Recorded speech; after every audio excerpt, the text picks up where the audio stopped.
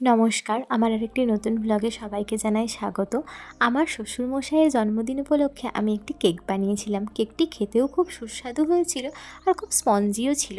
চলো আজকে তোমাদের সাথে সেই কেকটির রেসিপি শেয়ার করে নিচ্ছি। সামনেই 25শে ডিসেম্বর, তোমরা সহজেই এই কেকটি বানিয়ে সবাই বাড়িতে খেতে পারো। একটা কফি মগ নিয়ে নিলাম। এবার যে যেরকম সাইজের কেক বানাতে চাইছো সে সেরকম বড় পাত্র নিয়ে নিও, ঠিক আছে? আমি একটা ছোট দেখেই দেখাচ্ছি তোমাদেরকে। তো তারপরে আমি ময়দার ওপরে দিয়ে দিলাম একটু সাদা তেল। সাদা তেল দেওয়ার পরে তোমরা এখানে বাটারও ইউজ করতে পারো। তারপরে দিয়ে দিলাম চিনি। চিনির সাথে তোমরা দিয়ে দিও অল্প একটু, একদম সামান্য নুন। চিনিটাও যে যেরকম মিষ্টি খাও সেই পরিমাণ দিতে পারো, তবে নুনটা কিন্তু অল্প পরিমাণেই দেবে। তারপর হালকা উষ্ণ দুধ নিয়ে নেব এবং আস্তে আস্তে মেশাতে থাকবো।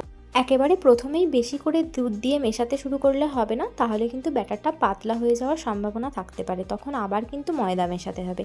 তার থেকে ভালো হয় এটাই যে অল্প অল্প করে দুধটা মেশাবো আর অল্প অল্প করে ব্যাটারটা ঘাঁটতে থাকবো, যাতে ভালো করে দুধটা সমস্ত জিনিসের সাথে মিশে যায়। না, এটা খেয়াল রাখবে যেন ব্যাটারটা খুব একটা ঘন না হয়ে যায়, আবার একদম পাতলা জলের মতন হয়ে গেলেও হবে না।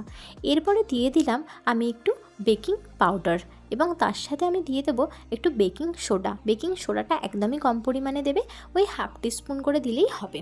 তারপরে আবার ভালো করে মিক্সড করতে হবে। কেক বানানোর ক্ষেত্রে এই মিক্সড করাটাই হচ্ছে আসল ব্যাপার, যেটা আমি অন্তত বুঝেছি, যে ভালো করে মিক্স না হলে কেকটা না একদম স্পঞ্জি হবে না, তাই মিক্সটা খুব ভালো করে করতেই হবে। যেহেতু চকলেট কেক বানাচ্ছি তাই দিয়ে দিলাম চকলেট সিরাপ।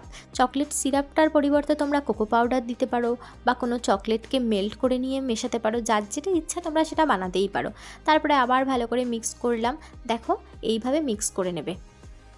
চকলেট সিরাপটা দেওয়ার পরেই এত সুন্দর গন্ধ ছাড়ছিল যে তখনই মনে হচ্ছে ব্যাটারটাই একটু খেয়ে নিই, এত সুন্দর। একটু ভ্যানিলা এসেন্স দিয়ে নিলাম যাতে গন্ধটা আরও সুন্দর আসে। তারপরে আবার মিক্স করতে হবে পুরো ব্যাটারটি ভালোভাবে। তারপরে আমি একটা প্রেশার কুকারে এরকম ছোট্ট একটা প্লেট বসিয়ে দিয়ে তারপরে কাপটা বসিয়ে দিলাম, আর ওপরে দেখো একটু চকো চিপস দিয়ে নিয়েছি। আধ ঘন্টা মতো ওয়েট করলাম। তারপরে এই যে দেখো কীরকম কেকটা হয়েছে, এবার আমি তোমাদের দেখিয়ে দিই, চলো। কুকারের সিটিটা কিন্তু অবশ্যই খুলে দেবে। খুব সুন্দর গন্ধ বেরোচ্ছিল, বুঝতে পারছিলাম যে কেকটা ভালোই হবে। এই দেখো আমার কেক একদম ফুলে গেছে, সুন্দরভাবে রেডি হয়ে গেছে।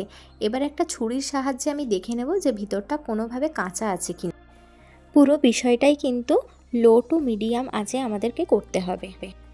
না, কেকটা কাঁচা নেই, একদম সুন্দরভাবে রেডি হয়ে গেছে। এইভাবে যদি বাচ্চাদেরকেও বানিয়ে দেওয়া হয় ওরাও খুব খুশি হবে।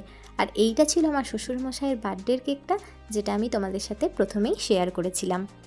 যে পাত্রেই কেকটা বানাও না কেন, তোমরা যদি বাটার পেপার ইউজ করো তো খুবই ভালো, আর যদি বাটার পেপার ইউজ না করো তাহলে অবশ্যই সেই পাত্রটাকে কিন্তু অবশ্যই তেল বা বাটার ব্রাশ করে নিও। আজকের মতো টাটা।